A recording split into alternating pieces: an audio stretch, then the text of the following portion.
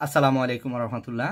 প্রিয় ভিউয়ার্স, প্রিয় ইমানদার মুসলমান ভাই বোনেরা, যে যেখান থেকে আজকের ভিডিওটি দেখছেন, আপনাদের সবাইকে স্বাগত, শুভেচ্ছা, অভিনন্দন জানাচ্ছি, ভালোবাসা জানাচ্ছি MRS টিভি 12 চ্যানেলের পক্ষ থেকে। আজকে আপনাদের সাথে শেয়ার করব 170 নম্বর ভিডিও। 170 নম্বর ভিডিওতে একটি হাদিস নিয়ে হাদিস পড়ে আপনাদেরকে শোনাবো। আমি পড়ছি আমলের নিয়তে, আপনারাও শুনবেন আমলের নিয়তে।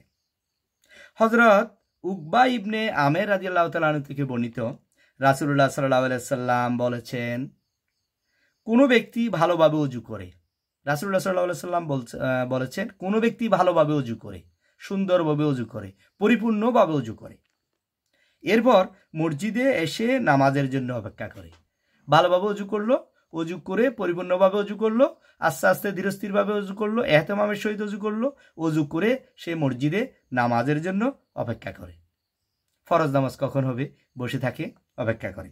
তখন তার আমল লিখনেওয়ালা ফেরেশতারা মসজিদের দিকে তার যে কদম উঠেছে প্রতিটি বিনিময়ে 10টি করে নেকি লিখে দেন।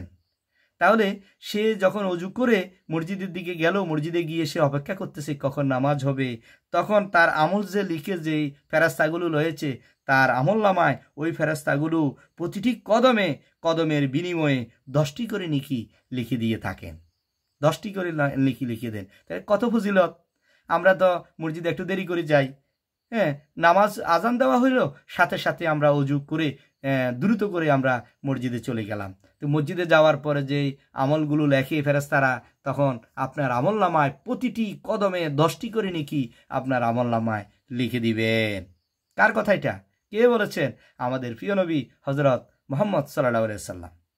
আর নামাজের অপেক্ষায় সে বসে থাকে, সে ইবাদতকারীর সমতুল্য হয় এবং ঘর থেকে বের হওয়ার পর আবার ঘরে ফিরে আসা পর্যন্ত তাকে নামাজ আদায়কারীদের মধ্যে গণ্য করা হয়।